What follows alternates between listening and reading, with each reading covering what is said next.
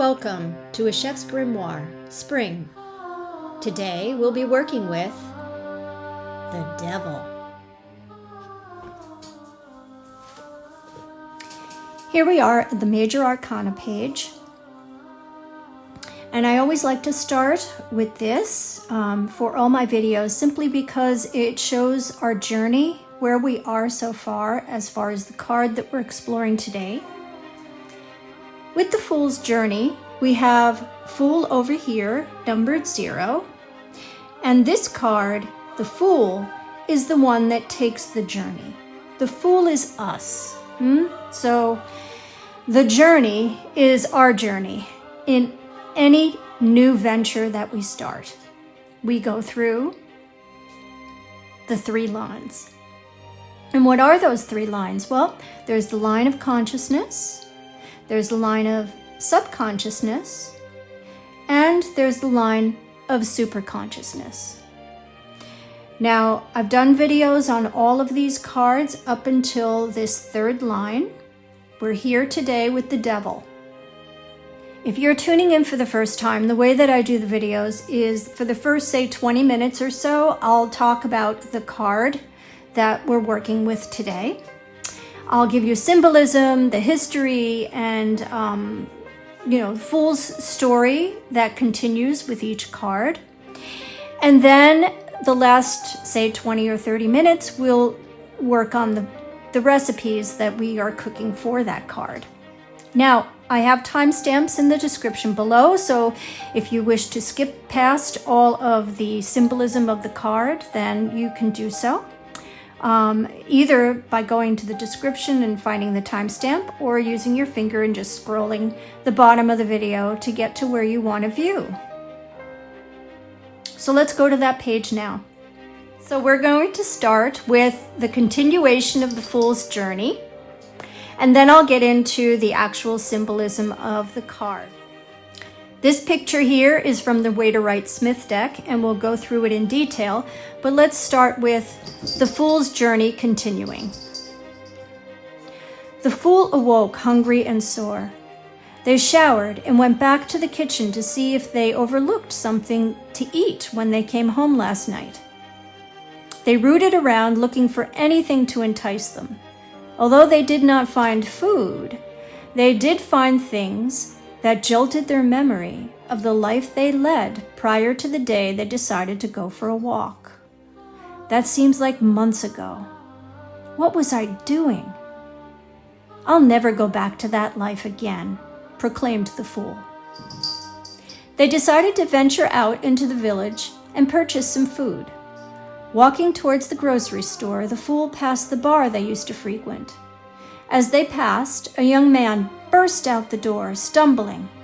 "Hey, Fool, where have you been?" asked the drunken young man.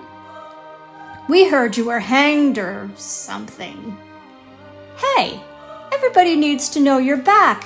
Come on." The man grabs the Fool by the arm and pulls them towards the entrance. "No, I'm fine. I'm on my way to get some food," states the Fool apologetically. "Oh, come on now. You have to come in and see Ruby. She was worried about you," the young man states with a sing-song expression to mean Ruby was hot and ready. "Okay, no problem," the young man slurred. "Just come in and have a drink. It's on me." The Fool follows the young man inside. "Oh, my stars," says the woman behind the bar. "I'll be damned. Where have you been, Fool?" Heads turn and everyone greeted with great enthusiasm. This made the Fool feel as if they were truly seen. Everyone was worried about my well-being, thought the Fool. "Here, Fool, this one's on me," said the woman behind the bar. "Go on now, drink up. I don't always treat the customers this way."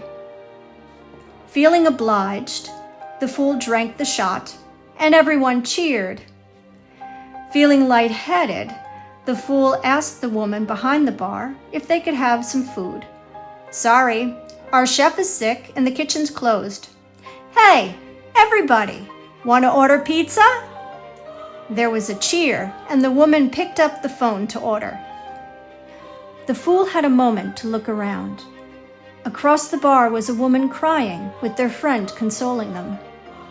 There were two lovers kissing by the jukebox, and a man at the end of the bar who looked like he had too much to drink but ordered another one anyway. The fool was trying to sum up each of these characters' lives, wondering what brought them to this place. Was it the fact that they could surround themselves with camaraderie for the low state of mind they were in? In doing that, they just kept themselves in that low state. Why am I here? Asked the fool of themselves.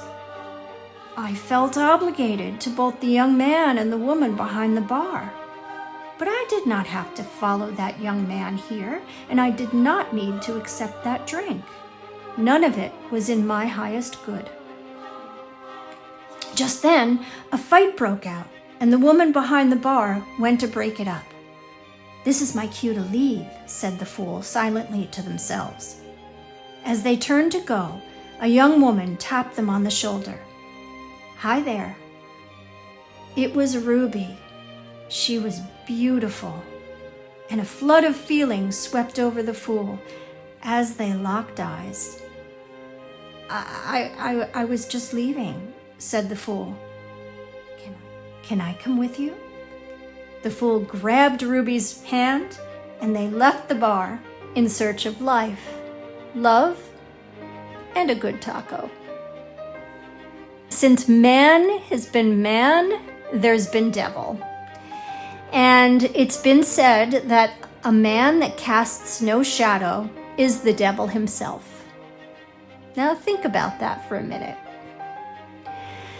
The astrology of this card is Capricorn, and supposedly the Capricorn symbol is engraved on the devil's hand here in this particular card. The planet that rules Capricorn is Saturn, and Saturn is known for limitations and boundaries. The element of the card is Earth. It can be said that the history of the devil started with the stars. And what do I mean by that? Well, in the Latin translation of the Bible in the 4th century, there was Lucifer. And Lucifer's name means morning star, light bringer, and or the shining one. In Roman, it was the name of the planet Venus, and the description of Venus being seen in the morning as well as at night. So it was the morning star and the evening star. In mythology, Lucifer was a god and the son of Aurora. Aurora is another name for the dawn. Paintings depicted Lucifer as a child with wings pouring light from a jar. Roman depictions of the light bringing, which is the name of Lucifer, show the child with a torch. Lucifer, known as the light bearer, is often linked with Venus, the Roman goddess of love and beauty. Now, this association stems from Venus's role as the morning star, a celestial body that shines brightly in the dawn sky as well as the morning sky, much like the light of Lucifer was said to bring. So the duality of Venus as both the morning and evening star mirrors the dichotomy of the light and darkness, love and temptation that embodied Lucifer. So we're going to leave that there. Now we're going to go on to a few centuries later, when Christianity started to become the mindset of most people. And within the realm of Christianity, which took various religions' concepts to create a new and or molded to fit the story they were trying to convey. Lucifer was one of the first angels God created. Now, this is the way Christianity brought Lucifer into the mix. So Lucifer was one of the first angels God created. He was perfect and became the highest ranking angel in the heavens. But he started to believe that he should have his throne above God. At this point, there was no evil or tragedy. All the angels were perfect. Everybody had their job. They were all happy. There was no evil. There was no bad. It was just, everything was perfect, right? Those that were trying to convey the Christianity faith didn't want God being known to be in any way, shape, or form evil. So they needed a scapegoat. And unfortunately, it turned out to be Lucifer. Lucifer was the first template of evil, and God was off the hook from having any of these qualities. So how did that happen? Well, now we're going to bring in our good friend Satan. Satan was another angel. And when Lucifer started to want to take over as the higher ranking God, he persuaded other angels to follow his coup, basically. And Satan was one of them. Now, when Lucifer fell, or when God struck him down from the heavens due to his pride, the 1/3 of the angels that were on Lucifer's side went with him, and they went down to a fiery pit, supposedly. Now, Satan was known as an adversary, right? That's what Satan's name means. He was in Greek called Diabolos, or the one who divides, a slanderer. And basically, in our English language, there's the word diabolic, and that basically is the translation of Satan's name. So Satan, meaning adversary, was basically the henchman for Lucifer, right? And was at his beck and call. So they were two separate entities for a while. Then over time, Satan, Lucifer, and other entities were basically brought in as one thing, which is our friend, the devil. So said and done, we have many different names for the devil, right? There's, like we just talked about, Lucifer. There's Satan. There's Baphomet. There's devil. There's Beelzebub. And there's Prince of Darkness. And all of these things over centuries and centuries and centuries basically come down to the same thing. The devil comes from within. Before man, there was no devil. We carry both light and darkness. Just like there's God and the devil. God is light, the devil is dark. So that's where it gets kind of trippy, right? The devil isn't a thing. The devil is a feeling. The devil is, well, he's the adversary. He's the accuser, the tempter, the deceiver. As I said, the devil comes within. Our willingness to act in bad faith in order to get an outcome. What's the quickest way from point A to point B? And how much do I desire to get from point A to point B? What gets in my way? What can I trample over? How can I get there faster? This is all temptations from the devil. In our society, in order to have something, you must own it. Now that's a huge quote, right? We can unpack that for a couple more hours. But when it comes down to it, the devil is the gatekeeper to enlightenment.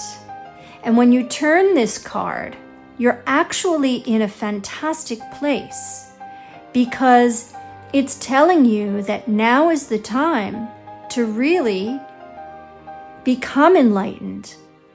Find what those demons are that haunt you and shoo them away. Many people think of the devil as addictions, but addictions keep the block from confronting the truth, right? So we keep ourselves sedated. And when I say sedated, it could mean drugs, it could mean TV, it could mean a glass of wine every night after you get home from work.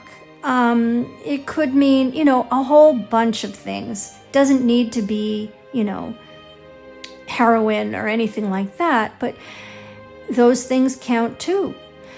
The thing about addictions is they block us from confronting our truths. And many people are very fearful to face their truths, so they block them out. And that basically is the devil. But is it? It's really us. It's us. It's the devil within. There is no outside devil. There's no entity devil. It's all within us. So the devil is an illusion we think we're chained to.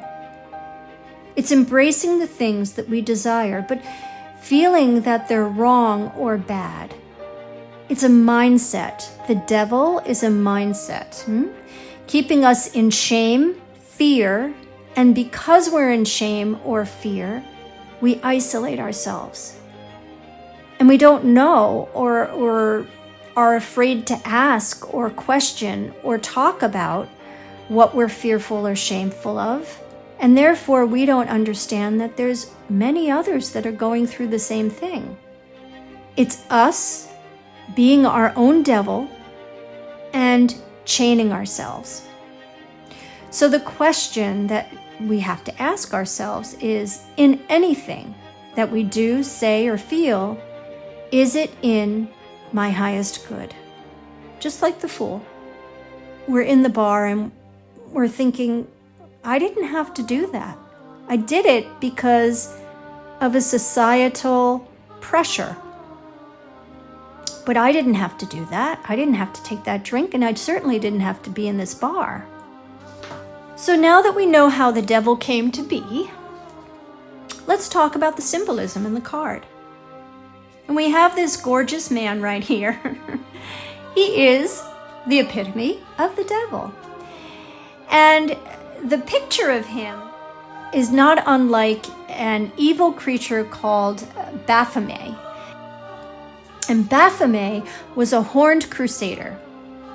Baphomet had wings of a vampire bat. Vampire bats are known for sucking the blood of their victims, so sucking the life force out of their victims.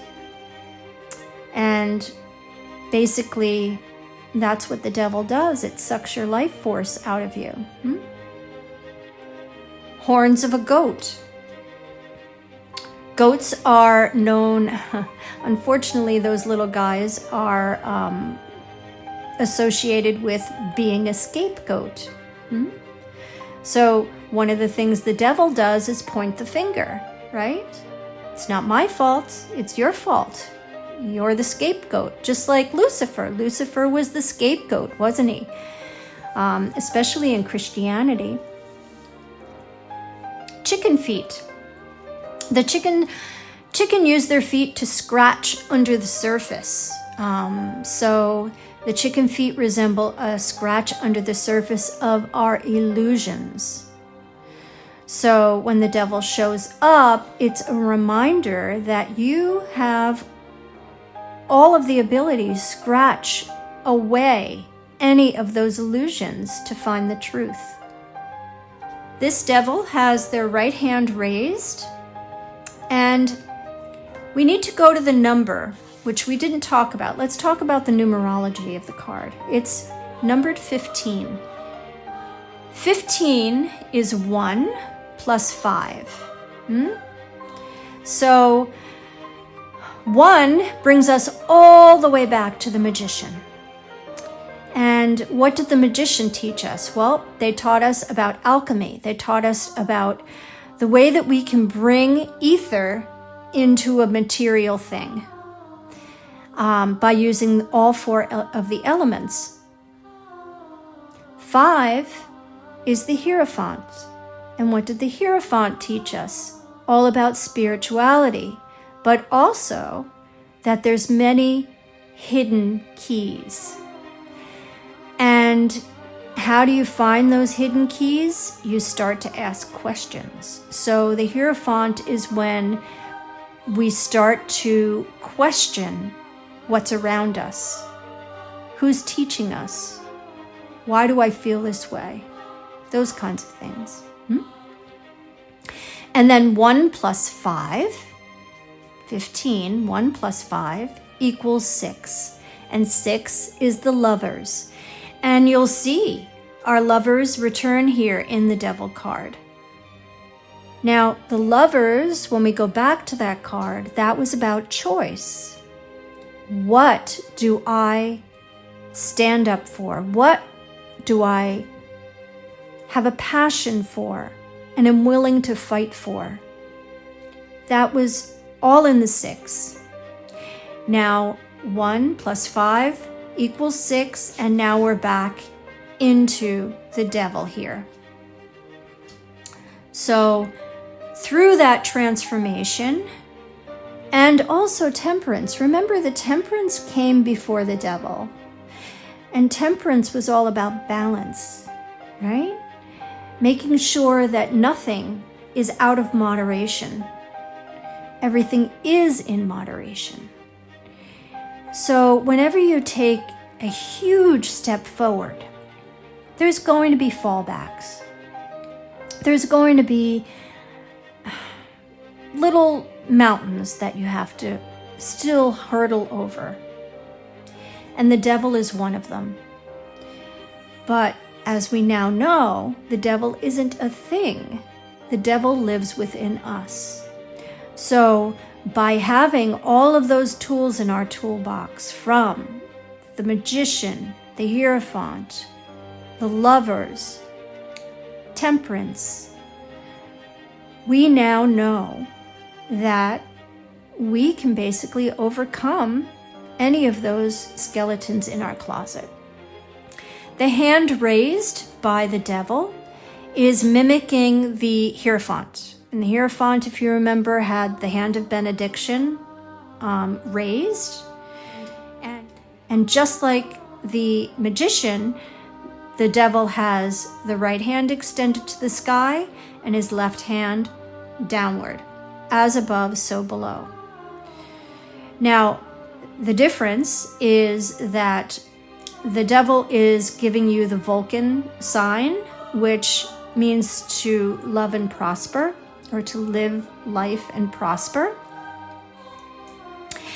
But his left hand is holding a torch, which is pointing down to the earth. It's being manifested into the material world, and fire and earth become one. So that means desires and earthly pleasures, they all become one. So our lovers that are here are much different than the lovers that were in the Lovers card. They're still both naked. They haven't found clothes yet. But we'll go through all about them right now. So you'll see that they have tails. They grew tails in the last time we saw them. And what do the tails mean? Well, they mean our animal instincts, or our cardinal desire. Our woman lover has grapes at her tail, and the grapes signify pleasure. Our male lover, his tail is on fire, and the fire represents a desire, passion, and lust. Now they're both chained, but you can see the chains are pretty loosely attached to their necks. That means that they can escape anytime they wish to. They also both have horns. So the horns represent the fact that they're under the devil's influence, and the more that they stay under the influence of the devil, the more they become like him. They have the ability to break free. It's their choice to stay. Horns also go back to the mythological character of Pan. And Pan was a god of nature and rustic music and worldly pleasure. And he also became a scapegoat for the Christianity faith, simply because he was known to wreak havoc and scare people when they were in the woods alone, scare animals. It was, a fun thing for him to do. But scaring them, that all became the whole devil thing. And he had horns of a goat. The pentacle on the devil's head is upside down. Now, pentacle, when it's right side up, is a 5-pointed star, and it represents man. It's usually the head, the arms, and the legs of man. If you've ever seen Michelangelo's depiction of man, it's basically the form of a pentagram.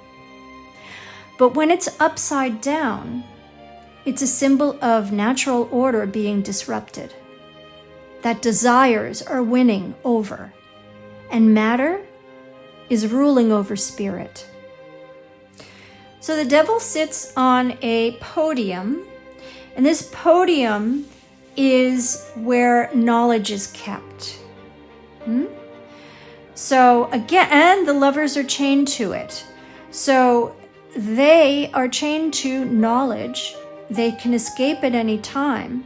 So therefore, the chains aren't real, and they can access that knowledge anytime they wish.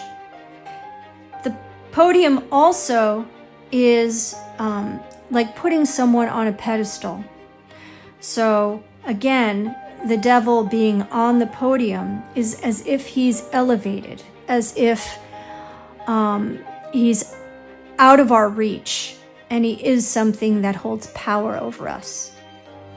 Now, there's a couple other things that I put into this page. One is the Sigil of Baphomet. And basically, it's a goat's head within an upside-down pentagram. And we talked about Baphomet, but this is the sigil for that. This one here is the Sigil of Lucifer. And we'll go through that a little bit. First thing that you see is an X here. And the X is equal to power. There's an inverted triangle, right, at the top here. And that is the alchemic symbol for water. And water is life force. The V right here is basically dualities. So dualities that come together.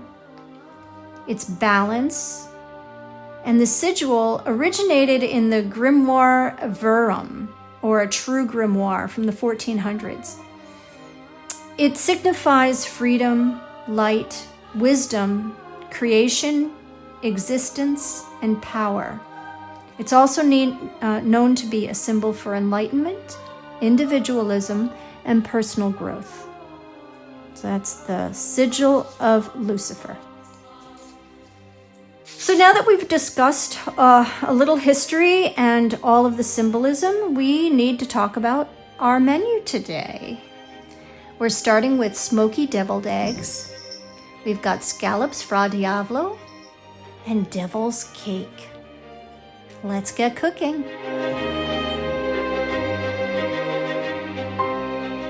Now, first things first, with deviled eggs, you need hard-boiled eggs. So we've brought water, just water, no salt, to a boil. And I'm slowly lowering cold eggs into the hot water. Once they're released, you're going to cook them 12 minutes.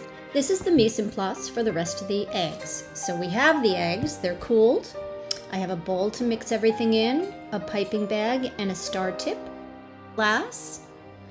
And for our ingredients for the batter, apple cider vinegar, garlic, tomato paste, mayonnaise, and smoked paprika. Now, if you've never worked with a piping bag before, it's pretty easy. You're going to take a corner of it off, and I'm eyeballing how much to take off. We're going to know once we put the tip in the bag. So secure your tip inside the bag, and if you still have plastic around the openings, you're going to have to trim it a little more. So I'm seeing that I'm going to have to do that. Just pull the tip back out and trim it a little more.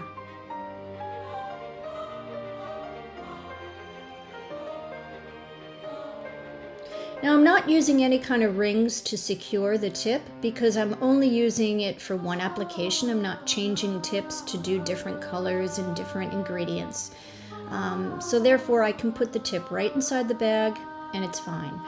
Turn it on itself and plop it into the glass, and then take all of the extra plastic and overhang it over the edge of the glass, opening the inside, and this is ready to receive the batter.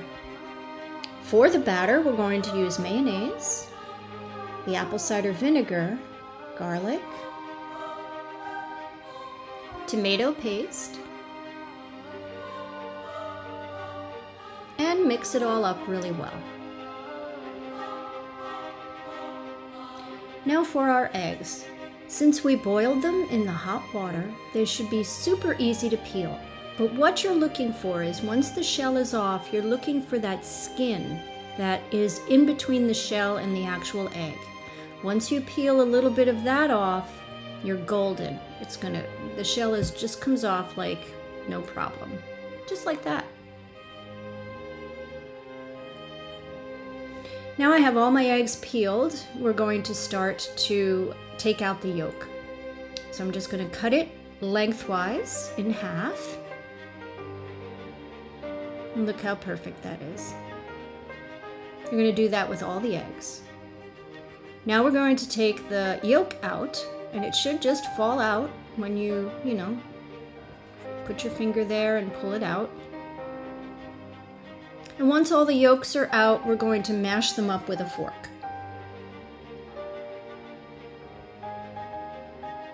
And then you can add the yolks right to the batter. Now, I was finding that the yolks were a little clumpy, and I was a little concerned that the batter wouldn't go through the star tip. So I put it in my mini food processor and pulsed it for a couple seconds until I had a more smooth batter. And now you're going to add it to the piping bag.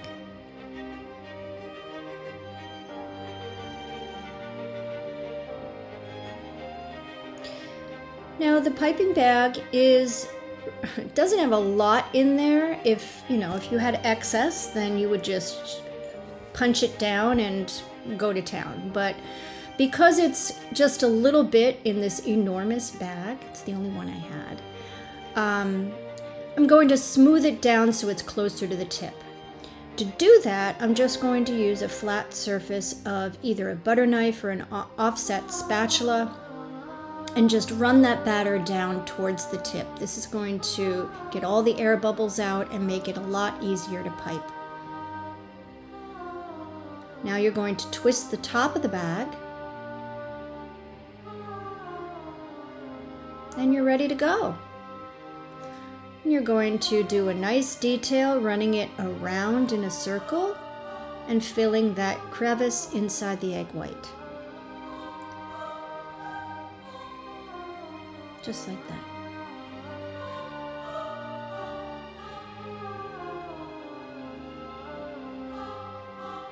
Now to finish, I'm going to take my smoked paprika and just sprinkle it over the top. Now this is where you could also add some hot pepper flakes if you wish.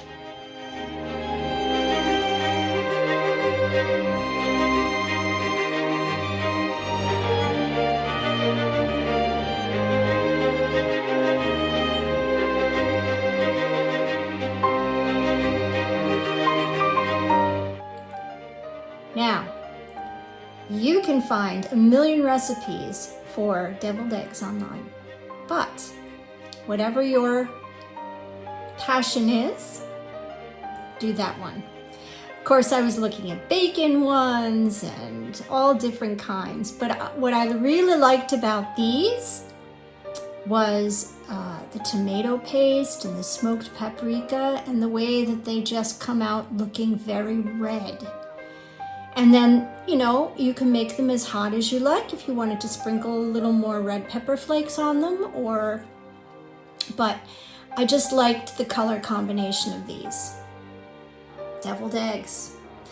So my secret, as you know, with that water being boiling vigorously and then lowering the eggs into that boiling water, it's going to not break the seal of the egg, but it's going to take that fine piece of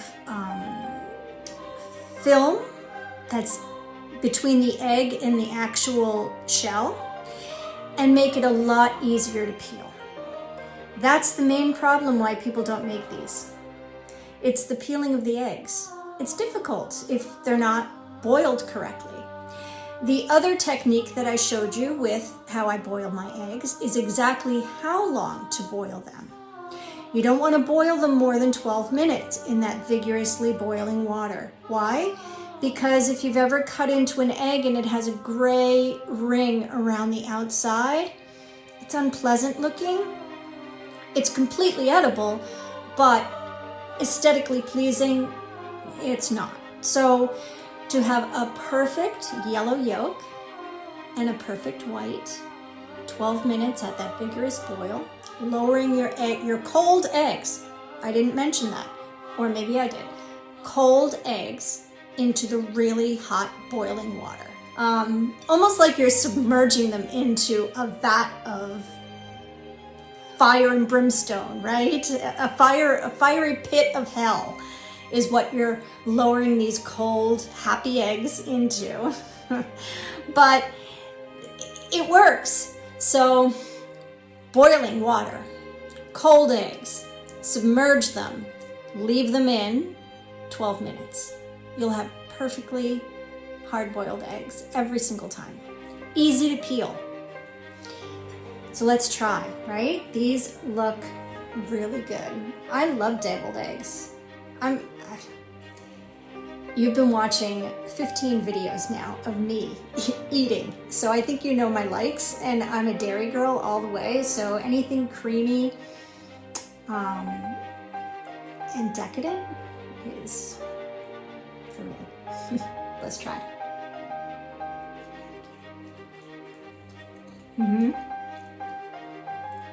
Wow. Yeah. So good. So good. So you got a little bit of, I'm getting the heat now. Again, you don't need to make these spicy. I used a little Aleppo pepper on the top, but there's nothing that's going to give them heat on the inside, on the cream. So that's up to you, right? If you want to use it. But this is a great way to feed a crowd for very little money. I mean, a dozen eggs is going to make you 24 of these. And, you know, it's terrific. I don't know why we don't serve them anymore at parties. You rarely see them anymore. I mean, this was like, what, 70s, 80s appetizer from the 80s or the 70s. But, yum. Deviled eggs.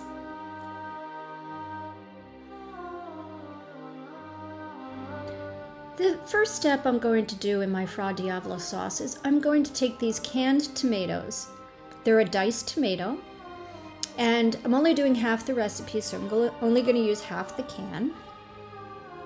I'm going to roast these, and by doing that, I'm going to concentrate the flavor of them. This step is optional. You don't need to do it, but if you want a little more intense tomato flavor, I recommend doing this. So I set my oven for 400, and I'm going to pop those tomatoes in, and probably cook them for anywhere from 30 to 40 minutes. Now, the scallops for the Fra Diavolo sauce need to be looked at, right? They should look wet but feel dry, and they all, well, some have a muscle attached to it. It's easy to spot. It's a different color, so you just have to examine all the scallops. We'll do this one again. So see, you can see that muscle. It kind of juts out, and it is a little bit of a different color than the scallop itself. Just pull them off because they're very chewy and they're not very pleasant to eat. Some scallops don't have the muscle, so this is just a piece of scallop. They're good. For mise en place for the rest of the dish, you've got the scallops, white wine, those roasted tomatoes, olive oil, cognac, hot pepper flakes, garlic, parsley, and sugar. So we're going to marinate these scallops with half of the olive oil and a little salt and pepper.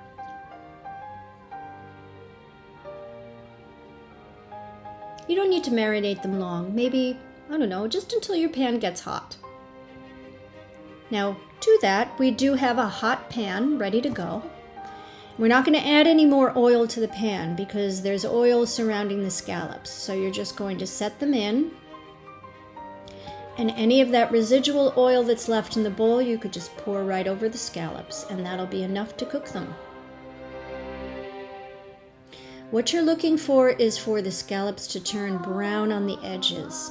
At that point, which should be about 3 to 5 minutes, maybe less, you're going to turn them. Now this is where things get fiery. We're going to flambe. Turn off your heat and turn off any of the overhead fan. Add your cognac. Count to 3 and light her up.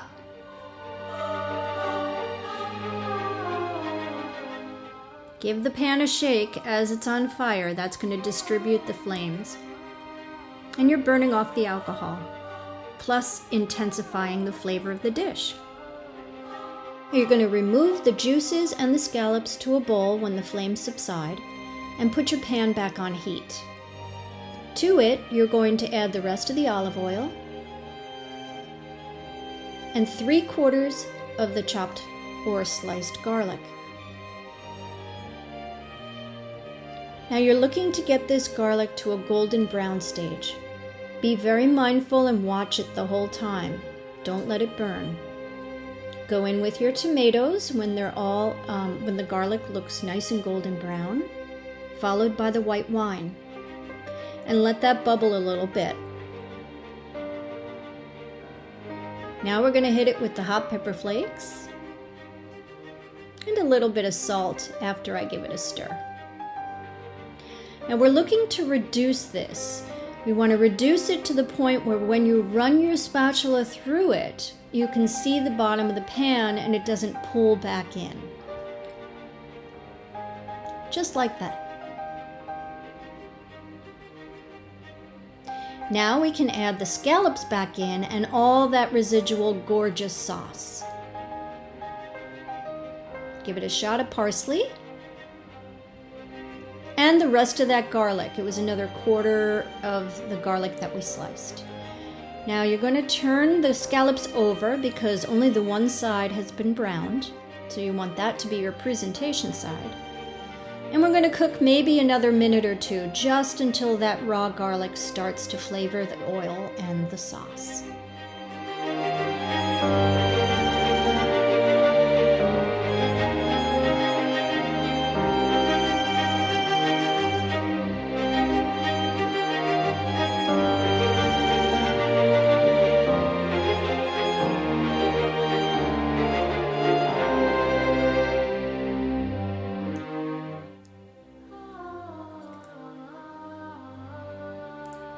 Little jewels of the sea. Yum.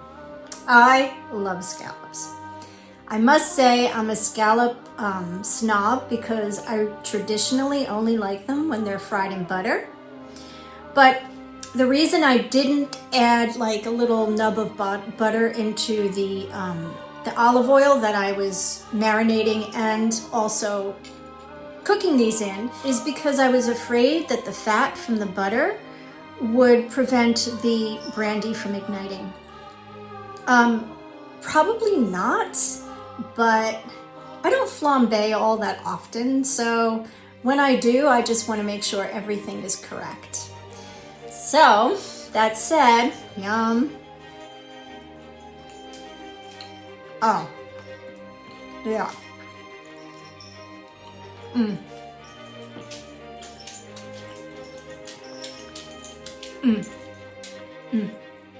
Super garlicky. You can taste the white wine, but there is that underlining caramelly flavor of the cognac. Delicious. Delicious. And, you know, again, this dish, just like the deviled eggs, you can make them as spicy as you like.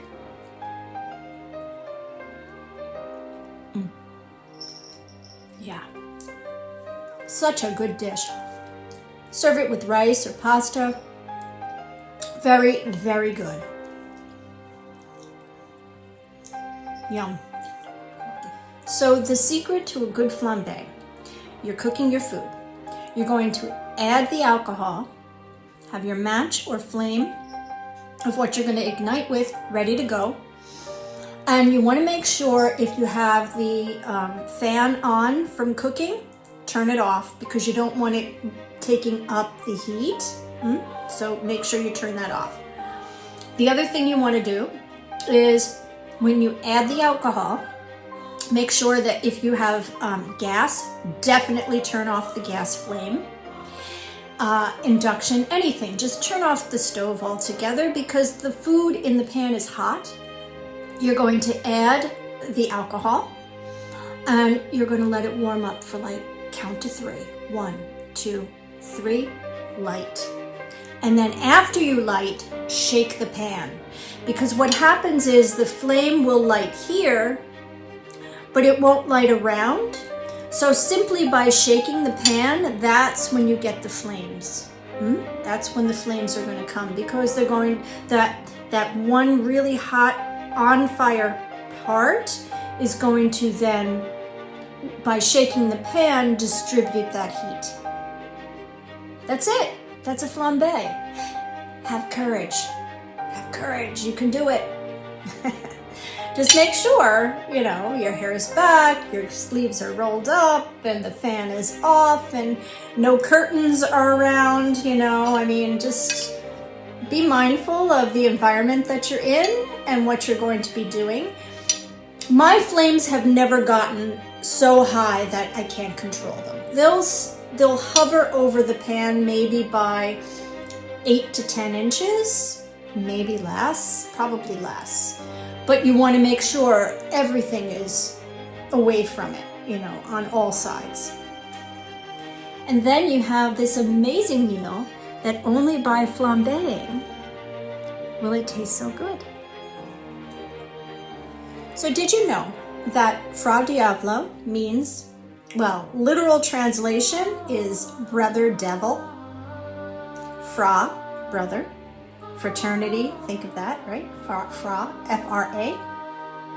Diavolo, devil. So brother of the devil. Mwah.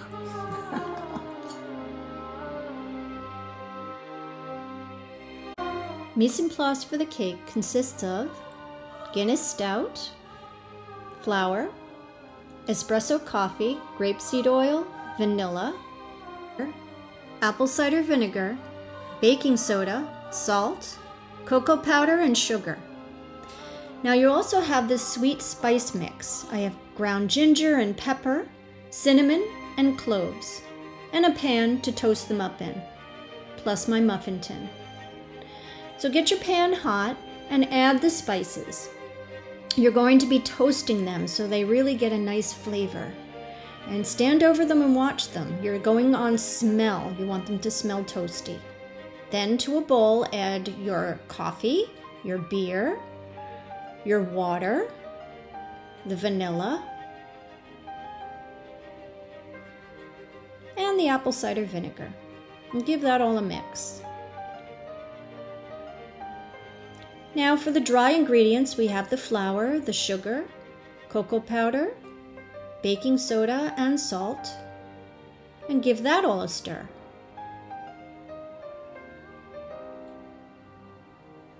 Now you're going to add those toasty spices that have cooled. I'm going to add 3 teaspoons.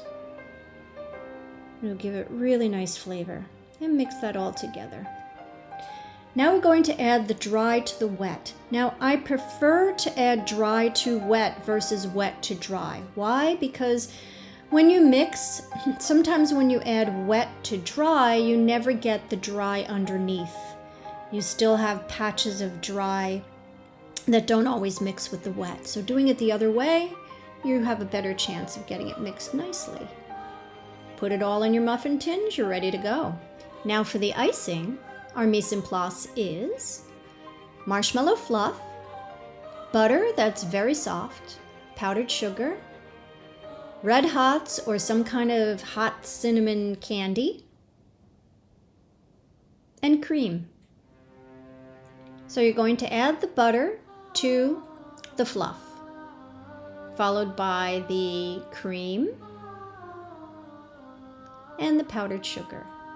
Give that all a mix. Now what's going to happen is everything's going to stick inside the whisk and you're going to get frustrated, but just keep going. It'll all come out of the inside of the whisk and start to become a beautiful frosting, just like this. Done.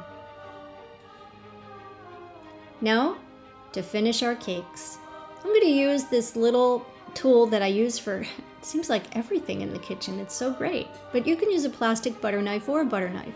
You're just scoring the outside so that it sets it free and you can pop the cupcake right out. To frost our cupcakes, we're going to take a little of our buttercream fluff, and a little does go a long way.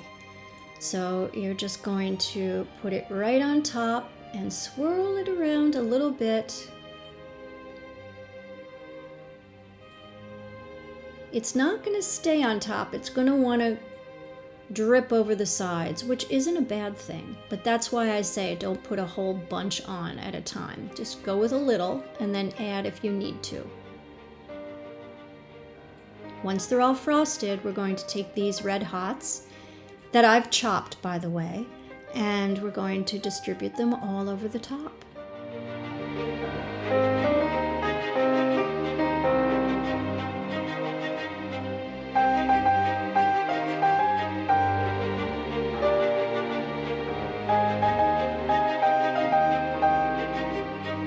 And last but not least, our deviled food cake. What I loved about this recipe, and again, just like the eggs, you can go online, look for deviled food cake recipes and find a million different kinds. For that matter, you can even go to the grocery store and get a box of Duncan Hines or, right? And just make it from a box. But the reason I really liked this recipe is because it incorporates all the vices. You've got sugar, you've got coffee, you've got alcohol with the beer, you've got pepper, right? Black pepper that we put into the mix, into that spice mix. It just incorporates all of it. And I just think it's really cool. And they're a little dense, right? They're not fluffy, but they have no dairy in them, so that's healthy. All right, let's try. I am not a fan of this marshmallow fluff. However, I find that I'm using it a lot in recipes, or at least in this video series. I think I've used it now twice, but I like the way it did that drip edge, which is kind of cool. Let's try, right?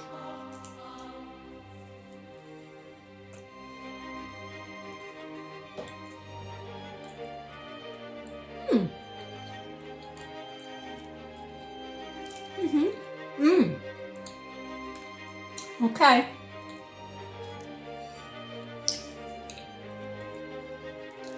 Yeah.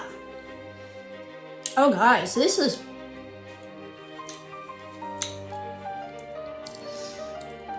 They're really fudgy.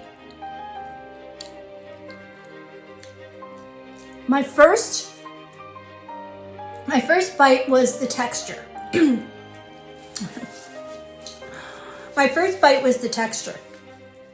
I was thinking it's super fudgy for not having really any dairy in it. And I was thinking, how could that be? What was making it? And then all of a sudden I got overwhelmed with that coffee, followed by the earthiness of the beer, and then a red hot caught me. These are wonderful. These are really, really good. And the best part, right? You don't need any kind of, machine. You could just do them by hand. And within, say, 40 minutes, you have yourself 12 cupcakes that you can feed the masses, or yourself if you're depressed. Yum! Oh, these are really, really good. These will be a crowd pleaser. Don't skip the red hots on top. You could. I mean, you could do strawberry sprinkles, or something, as long as it's red, right? But I just think that kick of hot cinnamon over all the components of this cupcake are like the crown on top of the cake. You gotta use them. Delectable. Very good.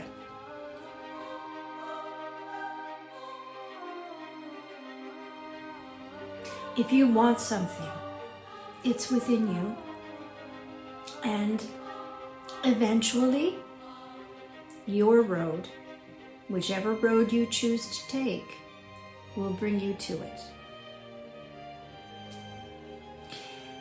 Now, getting there, there's going to be the devil, the adversary. And as we know, the devil isn't just one thing, it's many things. And many of those things are within us, as well as that desire. One of the tarot enthusiasts that I follow is Amanda Garcia Yates, the Oracle of LA. And she put it extremely eloquently. She said, when the devil comes up in a reading, I usually ask the querent, well, what books are you reading? What movies are you watching? What media is around you? What podcasts are you listening to? Because there's probably a hidden message in there. Something that is showing you vices that may also be in your life, and also the answers as to how you can eradicate them. It's all about being super conscious. Super conscious. Now, there's often times we pull this card and we don't know what the message is.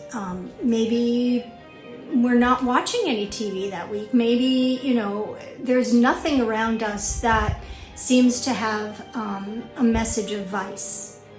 Well, then we have to go internally and we have to think, what are our thought patterns lately?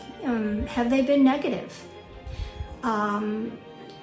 Who's around us? What are our influences of the people, live people, not just books and media and whatnot, but live people that are around us? Are they conveying a message in some way, shape, or form? Are you always going to lunch with that same Debbie Downer friend, and then you walk away feeling all drained? So remember, the devil isn't just one thing or one entity. The devil is an adversary. So it can be many things. It can be our thoughts. It can be the way we live our lives. It can be the people that surround us. These are all adversaries. And remember, number 15, 1 plus 5 equals 6. It transports us all the way back to the Lovers. And the Lovers was all about choices we make. What do I love enough to fight for? What do I have a passion for that I want to bring into my world and existence? And what don't I have a passion for that I don't want to have in my life, right? When there is a positive, there's always a negative. When there's light, there's always darkness. And that's what this card, the Devil, is teaching us again.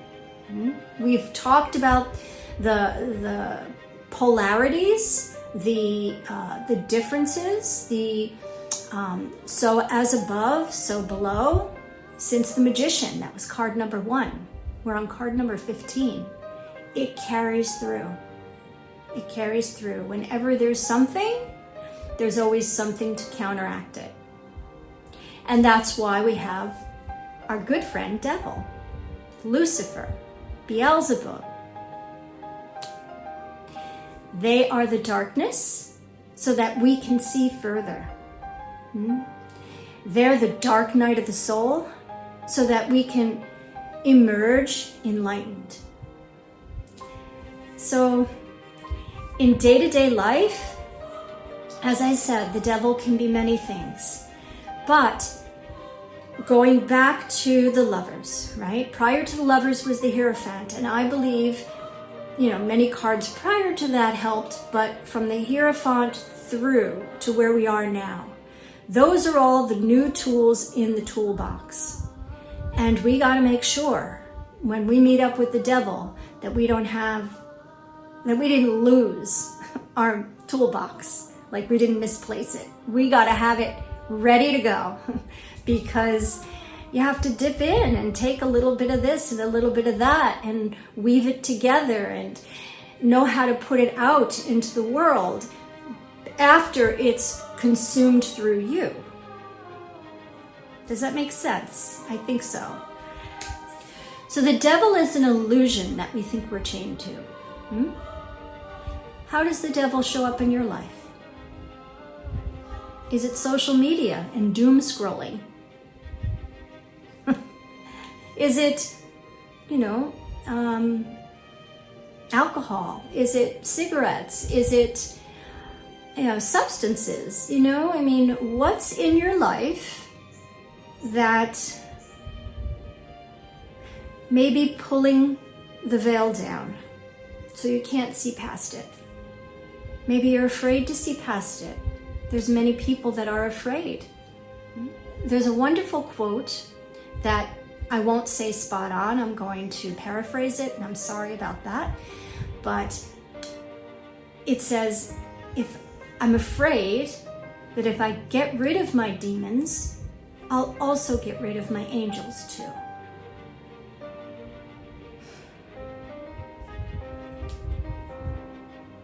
I don't think that's true. I think all people are good. It's society that brings us away from the goodness. Society. Society is patriarchal. So for women, very difficult. You have to be a certain way, and you have to look a certain way, and you've got to behave a certain way. There's also, how much money do you make?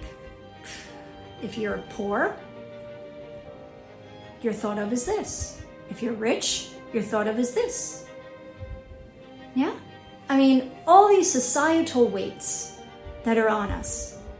And that's where people get askew. People can't see past that veil. Society is the devil.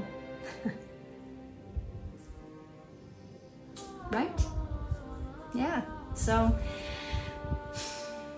devil. Just watch out for what's around you. Make it a point to focus on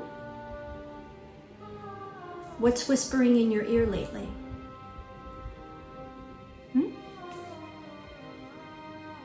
And if you catch it early enough, you could just swat it away like a fly, like a Beelzebub, king of the flies. He's pretty enormous, I would imagine, so you wouldn't, you'd know he's in the room. But if you catch it early enough, shoo, go away. You're that way, I'm going this way.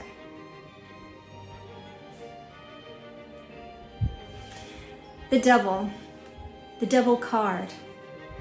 I hope that in this arc of video that we've discussed, we've learned about the actual symbolism in the card, the history of the devil himself, and cooked some amazing recipes that if you're a fallen angel, maybe you think that you have a heaven on earth. And with that, I'll see you next week.